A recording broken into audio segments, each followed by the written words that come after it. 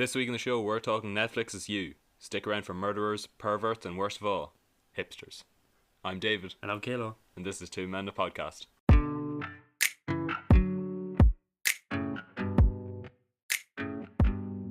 Fucking hate hipsters. You know, I was listening to a thing about John Benet Ramsey. You know, the little girl that got murdered. Yeah. And her rich parents. And it really reminded me of this because her rich parents, the first thing they did after they called the police was to call their rich white friends Fleet and Priscilla White. That can't be the real name. That's their real names because fucking rich people are the worst. Fleet, is that not the new Twitter story thing? Yeah, exactly. Yeah, he created it. Fleet, the Fleet White, originator of the Twitter fandom. Yeah. Right, this is new for us, David. Yeah. This is the first show we've covered. And it is? admittedly... What? Oh, it is. It is. This is our first show, yeah. On episode 11? 12. Episode 12 of the show, huh? Well, that's getting early. It's not the toughest to dissect because we don't have, like, it's not like we're dissecting Breaking Bad or Game of Thrones. Or where it's going to take 6. Where it's 5 or 6 seasons and it's incredibly deep. So, what do you think, David? This is the first time that we've covered something that I think we're polar opposites in opinions. Well, I'll let you give your point, but polar is a stretch. Okay, well like very differing views. Like with Argo, you very much didn't like it and I kind of didn't like it. But with this, I very much don't like this fucking show. I wouldn't. I love it, but not in the same way I'd love. Not the same way you love The Big Lebowski. Yeah. Like this is this is what I think Netflix is. Like people hold up like House of Cards, which is too boring and has a lack of Kevin Spacey in it. But what Netflix does well is just they kind of like just switch your mind off and watch this show. Yeah. Almost like they do where you just forget you're subscribed to Netflix, so you pay your £8 a month or whatever it is. I don't pay mine.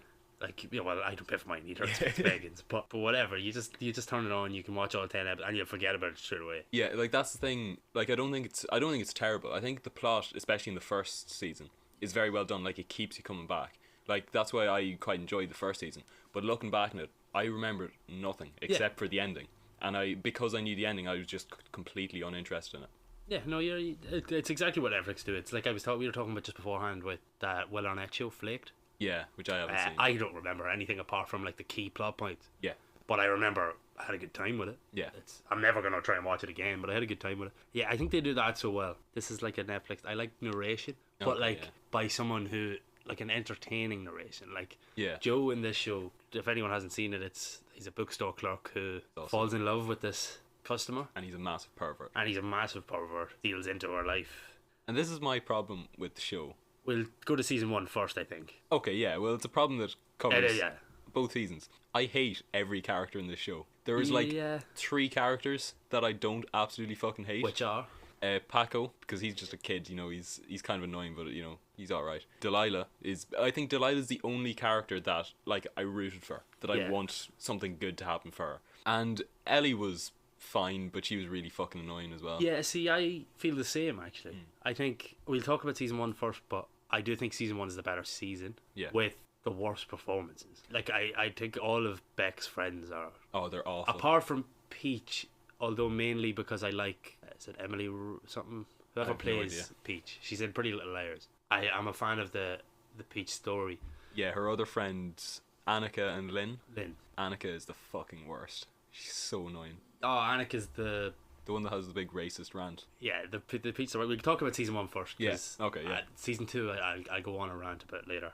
Yeah, so you don't like Joe, you don't like Beck, you don't like Annika, you don't like Lynn, you do like Paco. Talk to me about Paco. I wouldn't even say I like him. Just compared to everyone else, I like him. He's an annoying kid, which he is an annoying kid. Usually I hate, but you know he's not the worst. Yeah. He tries to kill his dad because his dad's his stepdad. Because his stepdad's a dick. So I support that. Right. So in season 1 of You, they make a point of Joe thinks he's a good guy. He eventually starts to realise what he is. Yeah. But in season 1, he thinks he's a good guy, and he thinks it's all Beck's fault, all Ron's fault, all Benji's fault. Benji's terrible. I hate Benji so much. Benji is terrible. You see, I feel like when we do actual shows like Breaking Bad, we'll have a more set narrative structure. Yeah. But for this, I feel like we just cover it like a film. Also, can I say Beck deserved to get killed for that fucking mac and cheese tweet? The first episode, she says like, "Oh, keep chasing your dreams, but until then, mac and cheese." Yeah. She deserved to die for that. That death was wholly deserved. Yeah, Beck is troubled character. She's a walking cliche as well. I don't have, actually, I'm just looking now, I don't have anything about, I have like 4 things about season 1. I want to talk about Karen Minty, but before we get to Karen, right, so he breaks up with Beck the first time because he suspects her of cheating on him with her therapist. Which she was, but does not admit. And he thinks he's wrong at this point. He thinks she's in the wrong for cheating on him with the therapist, apart from the fact that he's killed her ex-boyfriend at this stage. And her friend? Does he kill Peach at this point? No, I think Peach is... Oh no, yes, oh, yeah, it is. Yeah, Peach is killed by this point. Yeah, that's the thing when I rewatched this is it goes down a lot quicker than I thought it did. Yeah. I didn't remember that Benji's gone after episode 2. Oh yeah. And Peach is gone in episode 5. So I remember watching when Peach goes and I'm like, Jesus, where does this... I don't remember it being stretched out for fucking... But also, yeah. I hate Peach. Oh, yeah. Well, I think you're meant to hate Peach, in fairness. But I think she's, for the completely one-dimensional character she is, it's fine. Also, do you know who else I hate? Fucking Blythe. Is that how you pronounce it? Oh, I hate Blythe, yeah. I love Ethan, though. No, I didn't like Ethan. I love Ethan. I maybe just because he reminds me so much of... what's the guy in The Walking Dead? Ezekiel's mate. Oh, Jerry. Jerry. Him and Jerry are the same guy, except there's no zombies. Ethan's a poor man's Jerry, in my opinion. He's a Netflix Jerry. Yeah, right. So Karen Minty, when she talks to Beck, Joe and Karen are on a walk around the block. Yeah. And Karen she's talking to Beck, and Beck's like, oh, I'm out listening to my podcasts or whatever. Yeah. And Karen Minty makes a point of saying, all the droning, just get to the point. And I looked straight away and I was like, right, well... I hate that Joe lets her live. Because exactly. If there's ever a woman who deserves to die, it's the woman who besmirched the good point of 2 men. You haven't read the books, David. No, I haven't. You don't plan on reading the books? No, I don't. What I will say is, and it might be why I think the quality dips, is season 1 is pretty close to You, the original novel. And then Hidden Bodies is the second one. And season 2 is very loosely based on book 2. Okay. And book 3 and 4 will almost be completely different because the endings are just so wildly... Yeah, we'll get to that in a while, but yeah. I'll give like a 3 or 4 minute section just at the end so people can skip it if they want. But what I will say is, in the book, Joe is completely irredeemable. He doesn't have this Paco side story to try and... I think he's irredeemable in the show as well. Yeah, but... Like, if you look at with Benji, they give him, like, an actual reason to kill Benji with the video of Benji. Oh, yeah, no, Benji deserves to die, yeah. But 100%. That doesn't happen. Is he still the CEO of an artisanal soda company? But I think it's a soda company. It might be like a shoe brand or something. It is pretty similar, but he hasn't murdered someone. He still deserves to die. Oh, yeah, absolutely. Just for being a fucking artisanal soda company, yeah. Stupid fucking hipster. Even with Peach, yeah, it's like almost self-defense in the end in the show because she pulls the gun on him. Yeah, okay, yeah. Doesn't happen. Drowns off. He just killed her, yeah. And the big reveal at the end of season 1 that completely takes me away is Candace. So the show builds up the whole way through season 1. Flashbacks to Candace. People are complaining like, oh, Candace disappeared after Joe, and kind of hints that he has killed her. And in the end, Candace walks into the show just after he's dealt with Beck, and he almost stalks her as well. Yeah, he in the same way when Beck walked in, he kind of like... It's a mirror image. Yeah, he kind of follows her around, kind of like saying like, oh, she's your legs are bare, so you want to be seen, but you're wearing the hat, so you kind of want the attention.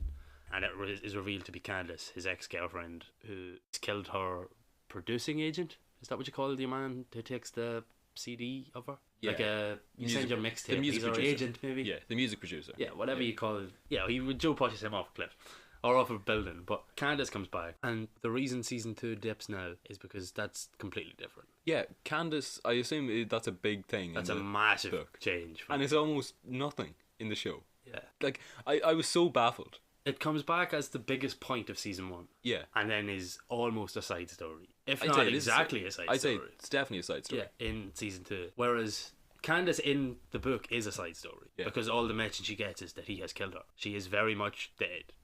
Drowned in a Brighton beach in the book. Oh, she is not in book 2. Oh, right. That's what I had seen season 1 before I read the book, and I had read book 2 before I seen season 2. Okay, yeah. But yeah, Candace is... In like the middle of the book, they just mention he went for a holiday, went for a picnic in Brighton, in America, with the Brighton beach or whatever. Do you know what they have fake English cities in America?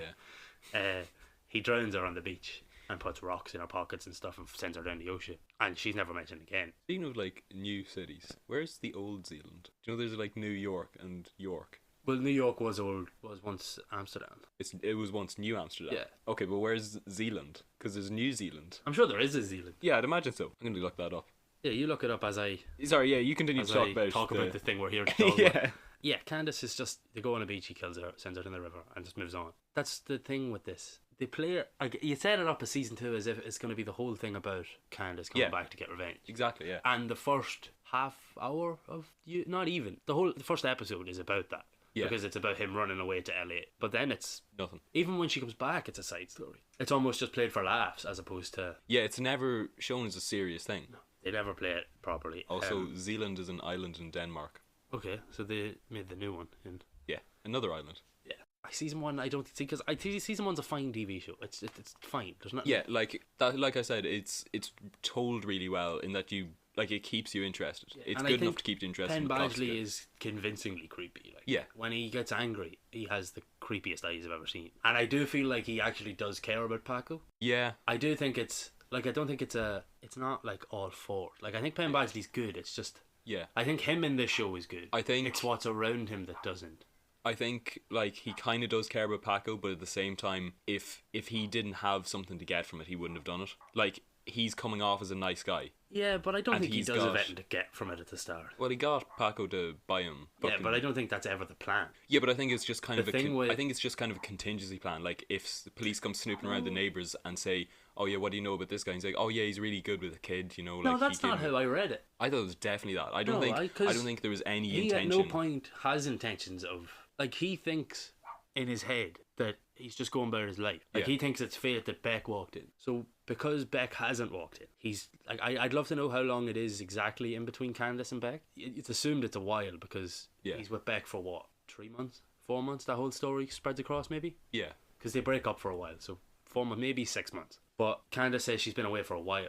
She talks about she's in Italy for a good bit. So you think maybe a year in between Candace and Beck? Yeah, but I think the way he sees it, his ex-girlfriend's disappeared. Now, he's still keeping it up that she's... He thinks she's dead. But if the police find out, or if someone starts asking questions that, you know, why did she go to Rome, and they get the police involved, get a private investigator involved, they're going to look at him as the ex-boyfriend. And so if they snoop around the neighbours and ask, oh, what do you know about this guy? And they say, oh yeah, he's really good with the kid. You know, he gave the kid a sandwich the other day. Yeah. You know, I think that. That's a good way to look at it. But I also don't think Claudia knows. Like, it's specifically that Paco hides all this from him. But, well, he hides it from Ron. If the police asked Claudia, what's up? But I think Claudia knows that, like, he gives him the book or something. He's just hiding it from Ron. Like, I think Claudia knows that he is nice. Like, I just think that Joe is, like, he's only doing... Like, maybe he does care about Paco, but I think he does, because... But I think he's also doing it because... He, in that same way, doesn't have the same reason to get involved with Ellie then. So I think he just genuinely thinks... Yeah, I think in season 2 he genuinely thinks he's changed. I think he definitely thinks he's changed. Yeah. Because he thinks he's changed after everything. He thinks he's changed after Benji, he thinks he's changed after Beck, he thinks he's changed after fucking Will. But I just think what he does is, I think see how he comes in and he's Beck's white savior on a white horse. Yeah.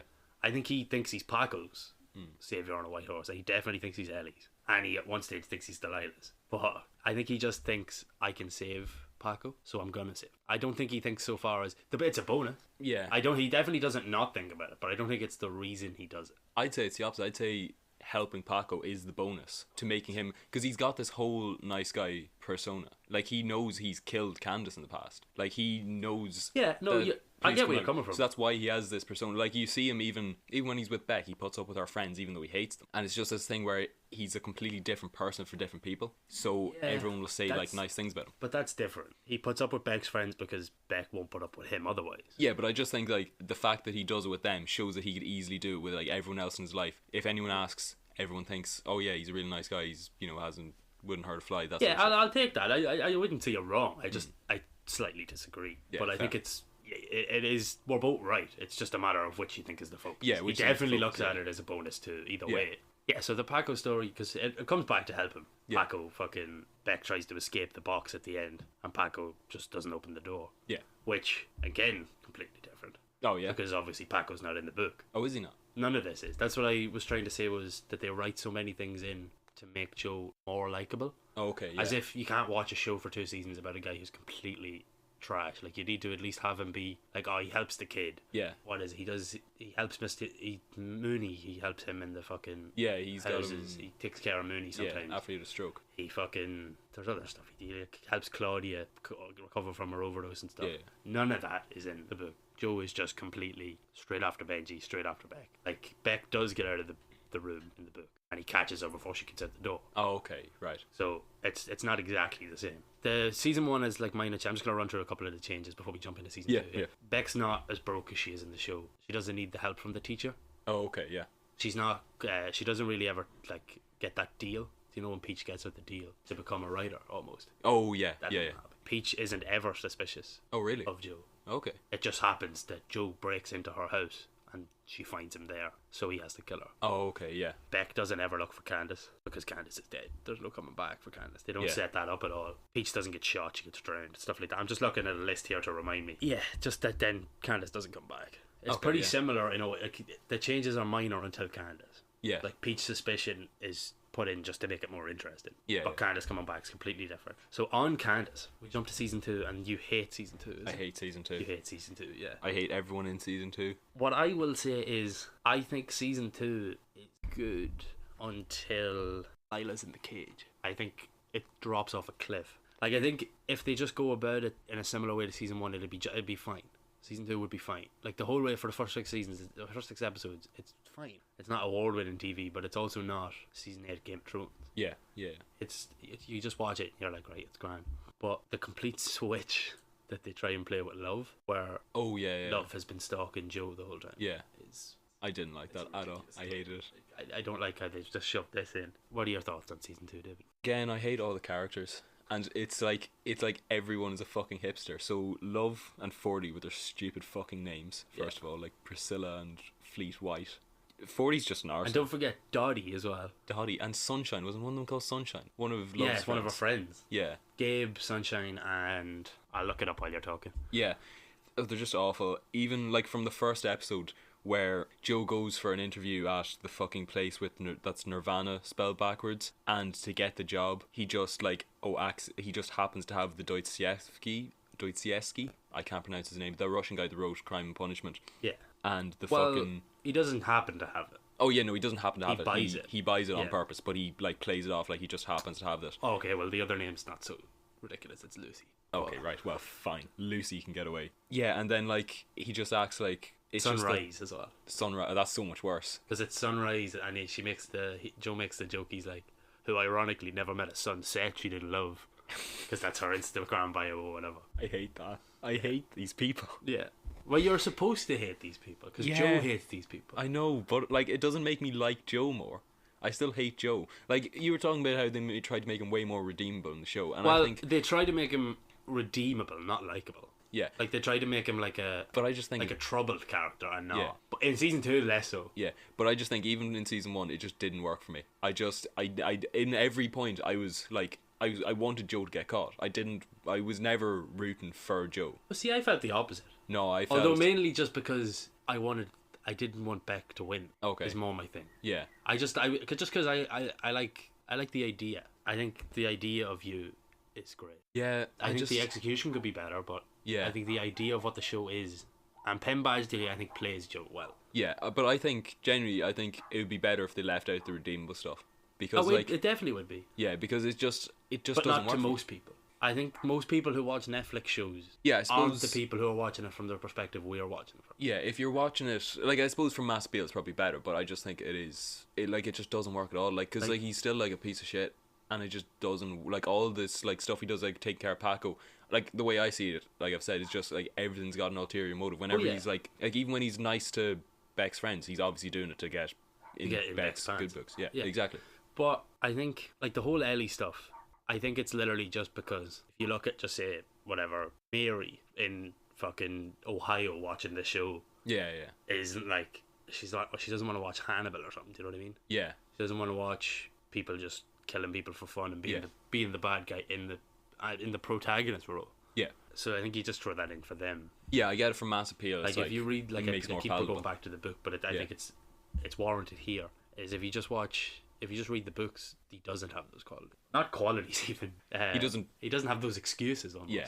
Yeah, I was telling you, my thing with season 2 is I waited so long. Season 2 came out St. Stephen's Day, which is Boxing Day over in most places, but came out St. Stephen's Day 2019.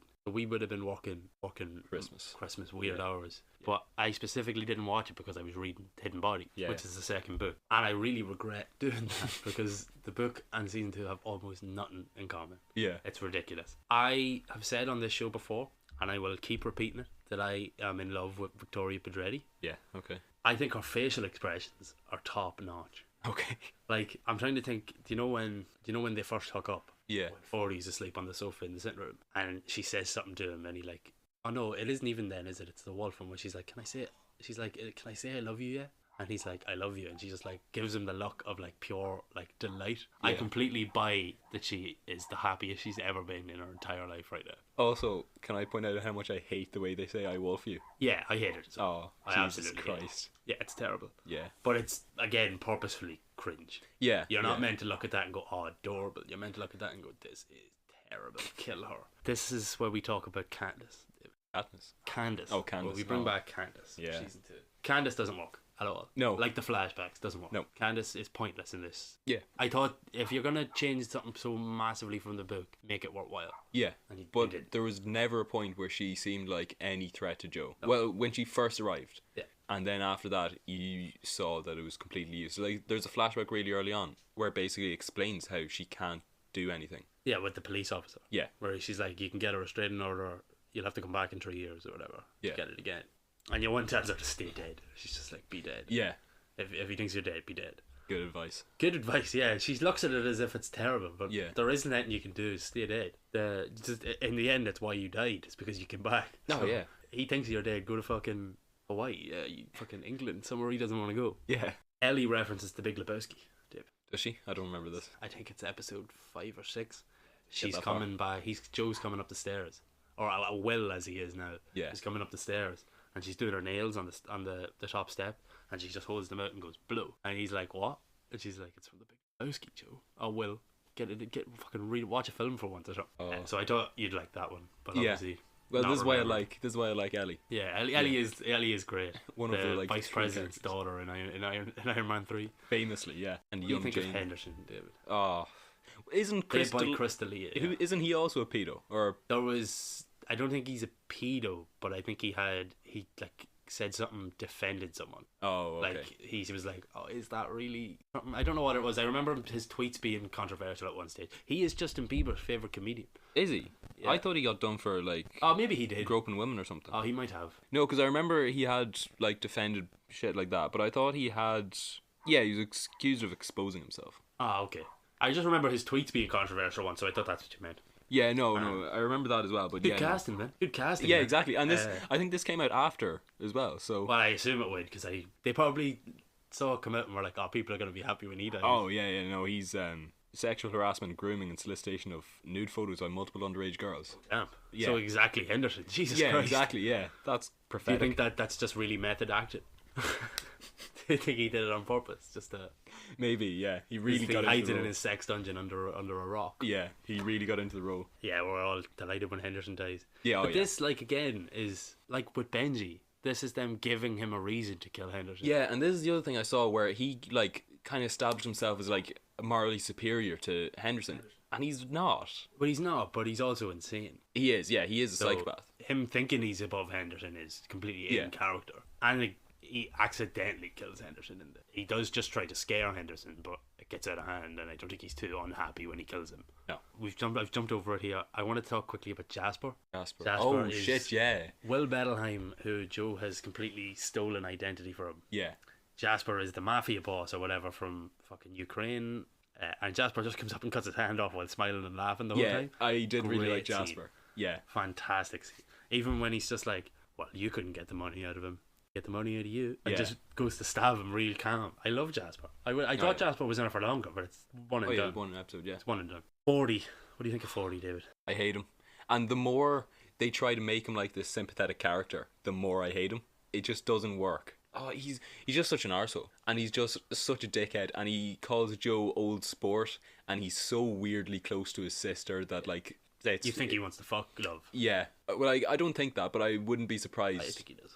Yeah. He doesn't. But I wouldn't be surprised if he exactly. tried. Yeah. I do think because it's weird because you can't really tell charisma from a book. But I do think Joe 40 is well acted for what he is. Yeah. But I just don't think he's a good character. Yeah. In the show. Like, he is supposed to be an arsehole and supposed to be this pretentious dickhead. Like, I think when he's just talking to Joe sometimes, I think you could almost like him, but it's just the swings when Love's around that just completely, like, I get the idea, but it becomes annoying. And not like when he fights with Love's new boyfriend, it just becomes stretched. Like, I don't buy it as a coping mechanism. I think he's just annoying. Like, I would have killed him. Yeah. So before I give my 3-minute book thing, do you have any last thoughts on season 2, David? No, I don't think so. Got everything out. Fucking Sunrise, Gabe. You like Delilah? I like Delilah. Yeah, Delilah is the manager of the apartment building. Yeah, and she is a journalist as well. Vaguely, I think she. Yeah, a journalist is probably the right way to say it, but not for. I don't think it's a newspaper. She's writing this one. Yeah. I think it is like Hollywood Weekly or something. Yeah. But yeah, I like Delilah too. I think she's a good character. Yeah. Her and Ellie, I think the relationship, they seem like actual sisters. Exactly, yeah. Where Paco's like, Paco and Claudia don't seem like they're, or who, like, Beck and Lynn and Annika don't seem like friends. Yeah, I think they're the only probably relationship that doesn't seem like caricatured, almost. Like, it's not like a cliche relationship. Yeah. They actually seem realistic. Like sisters. And they look alike. Like, it's like a good sister pair, and I'd buy them as sisters in real life. I wouldn't be surprised if you told me they were actually sisters. They played sisters. Well, listen to this. No, I don't know. Oh, I got excited. Right, there's some changes from the book. Yeah. Massive. Please tell me, because I'm going to give you some. I think you might be more interested in this version of season 2. Yeah. Amy Adam is a character who replaces Candace in the book. When Candace walks in at the end of season 1, it is in fact Amy Adam who walks in. Oh, okay. And becomes Joe's new girlfriend before Love. They go on dates or whatever, and she steals pretty expensive books from his bookstore and runs away, and that's why he goes to LA to follow her. Right. So he doesn't become Will Bettelheim. He's not on the run. He just follows Amy Adam. Okay. So when he meets Love, he follows Amy to this like film casting, like they're doing auditions, and Love is one of the producers because it's 40's film. Okay. The third twin, I think they do, which is the one that in the show 40 has already won awards. Oh, okay, yeah. But that hasn't happened yet. That's the one he's working on.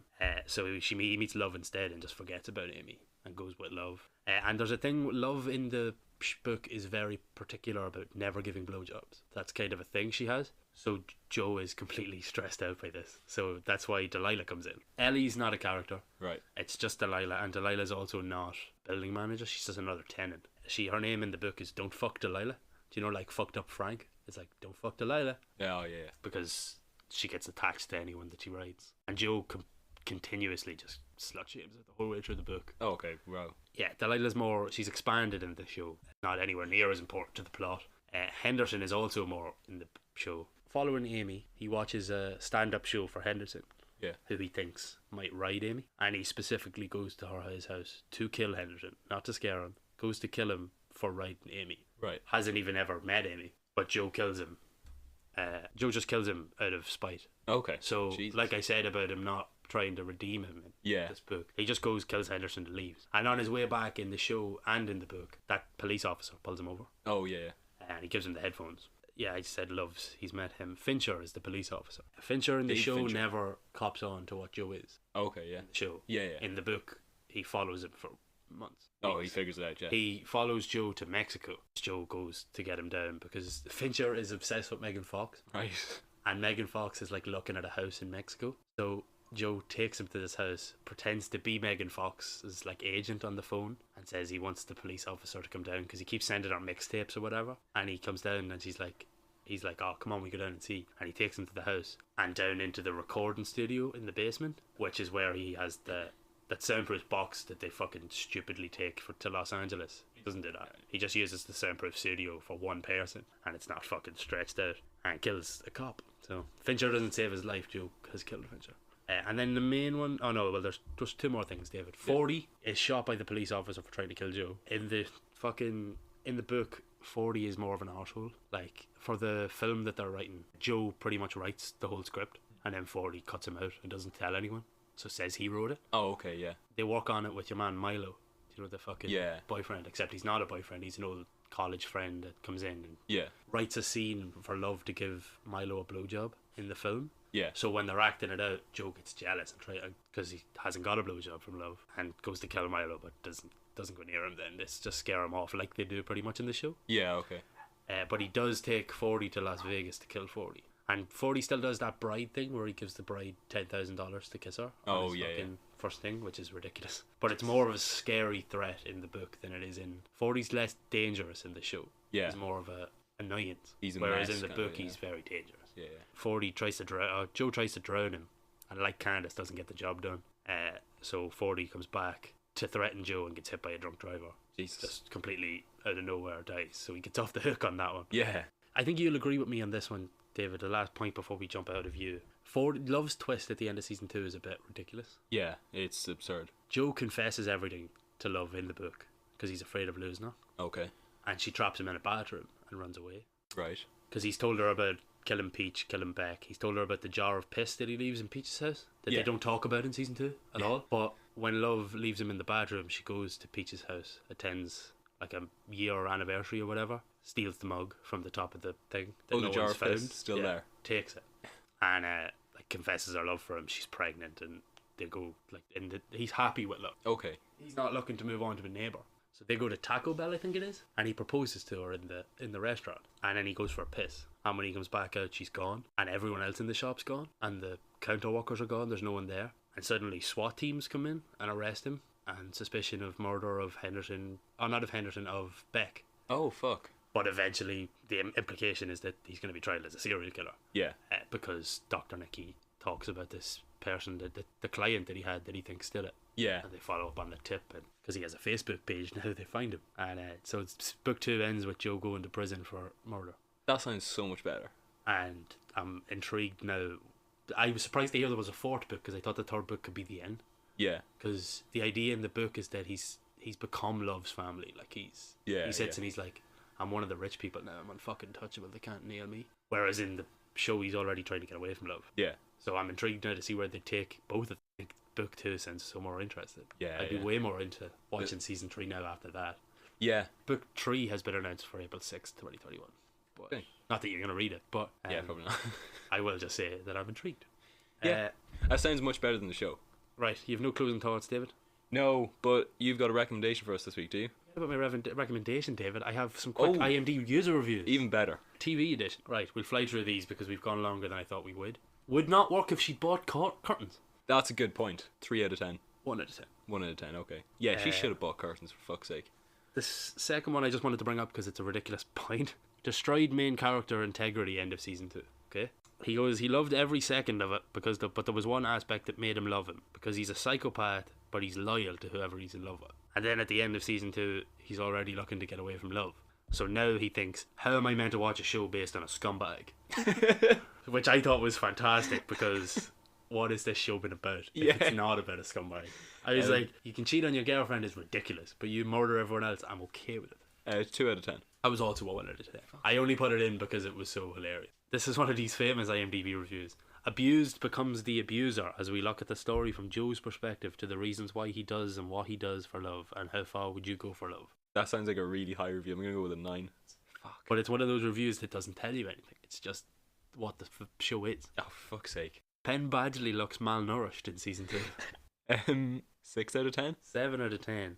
But the reason it's a 7 is because great season otherwise. Love Quinn is great. Joe is a seasoned criminal. So he only took the 3 points off because he looks malnourished. He would have been a 10 otherwise. Yeah. So, great reasoning. Birdemic Tier Entertainment. Birdemic. B-I-D... B-I-R-D-E-M-I-Z. Birdemic. I've never heard that word in my life. Neither have I. Is it positive or negative? No, 10 out of 10. It's a negative term, apparently. It's hilariously bad, but that's why it's good. Yeah, okay. Characters are written like angsty 16-year-olds. That's IMDb user reviews. I'm just going to look up what Birdemic is. Is that a word? Not a word. It's a film. Birdemic, Shock and Terror. That can't be what it means. It must be a word. Or at least it's a word in his friend group. No, it's just a film about a bird pandemic. Yeah, fair enough. Yeah. Right, okay. I brought the recommendation this week, David. You did, yeah. And instead of being lazy and just recommending the books, because they're better, I will recommend a different book, The Hunting Party. Okay. Have you read this book, David? Have you heard of this book? I think you might like this book. It's written by Lucy Foley. It's about these friends who get back together every year to go out to a cabin, and suddenly one of them is found dead. Okay. And it's a whodunit. So it's just about a whodunit, about who did it, why would they do something like this, and the mystery surrounding the place. I think it's fun. I do like a good whodunit. I love a whodunit. Yeah, that's what made me think of it. Just because we talked about Knives Out last week. Yes. Which made me think of it. So good. But yeah, great book, and I recommend you watching it as you're such a reader, David. Yeah, yeah. Still waiting on you to take this Manson book off my hands, but... Oh, yeah. I finished Abby Hoffman's book. Are you going to read the other guy from... That guy who released the book this year? Which one? Oh, is it Lee Froines or John Weiner? One of them put a book out like in August. Yeah, I'm not going to read that.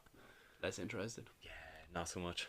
Where can people find us on the socials, David? People can find us 2 Men 1 Pod on Twitter, 2 Men Out of Pod on Instagram, 2 Men a Podcast YouTube, and 2menapod@gmail.com. Exactamundo. What are we doing next week? Next week we're kicking off our Christmas season. Our Christmas season of 2 films, yes. 2 films, yeah. So, first one, I think the best Christmas film ever made. One of the best. No, the best Christmas film ever made. Apparently controversial to call it a Christmas film. I don't see how it is. No, I don't see it either. We'll discuss this next week. It's Die Hard. It's Die Hard, yes. Yes. With the infamous Han Gruber. Han Gruber. Han Gruber. Han Gruber. And John McClane. John McClane. We'll see you next week. See you next week. Bye. Han Gruber.